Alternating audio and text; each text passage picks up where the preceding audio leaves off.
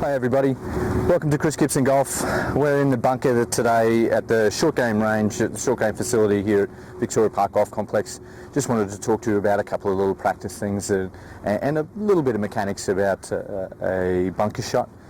Some of the preconceived ideas or misconceptions, I should say, in regards to what we should be doing in and out of a bunker and how we play. We're going to start off with, before you even hit a golf ball in anger, I'm going to draw a little line here in the sand,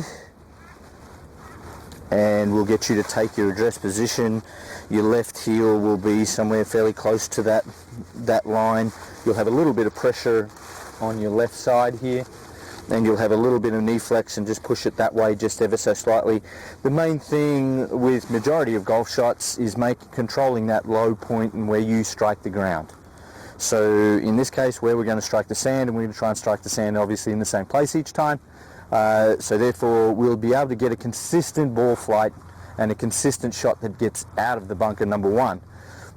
Which gets to one of my little rules with short game for majority of the golfing population, apart from obviously the elite players, is the next shot we're going to try and make a putt. Wherever we possibly can, we're going to try and have a putt. So if that means that we're going to play away from the flag, and it gives us the best opportunity to get out of a bunker or get over the top of a bunker or chip it to a reasonable position on the green, it just must be a putt as far as that's concerned. So back to the bunker. We'll have a little bit of pressure. You'll notice my knees are kinked across here. I'm going to have the handle in front of the head itself, and I'm going to try and keep as stable as I possibly can and try and strike the same place on the ground. And you can just go along that line. Same place again.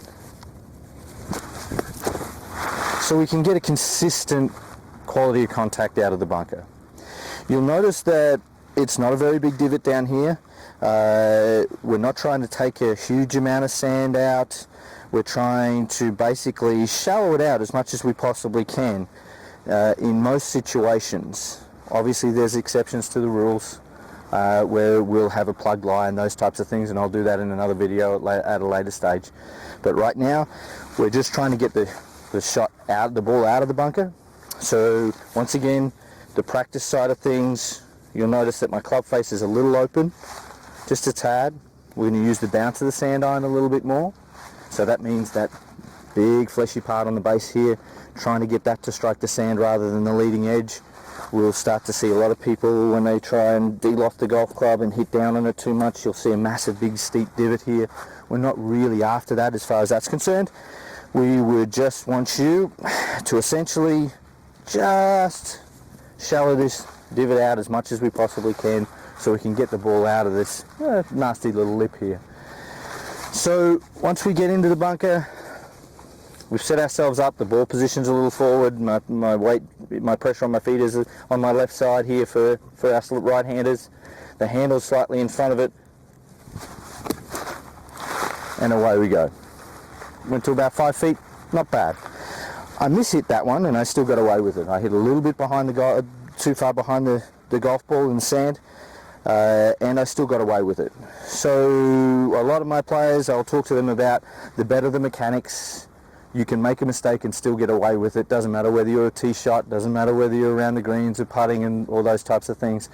You know, when you're talking about us mere mortals, not the tour players, the closer we can get the mechanics to being good, well then we can make a mistake and get out of the bunker, or make a mistake out there and still hit a reasonable shot. So let's go through that again. Pressure on your left foot, handle in front of it. We're going to try and keep the handle nice and low. You'll notice I'm bending my knees just a little bit more for a bit more stability. I'm not really going to move around a great deal. And that's a good bunker shot right there. That's gone to about 2 feet if you can't see it.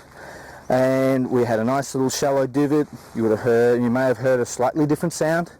I got fairly close to the golf ball. The launch angle was a little higher, and I had some control over it. So I hope this little bit of instruction helps you. There's certainly the practice session. Let's go back through that. Draw a line in the sand, get as close as you possibly can to the sand before you even start hitting golf balls. That will help you no end. So when you get into the bunker, widen the stance, lower your center of gravity, keep the pressure on that left foot, keep the handle in front of it, and try and make it as smooth as you possibly can. We're not after really aggressive moves here. We're just trying to shallow it out as much as you can.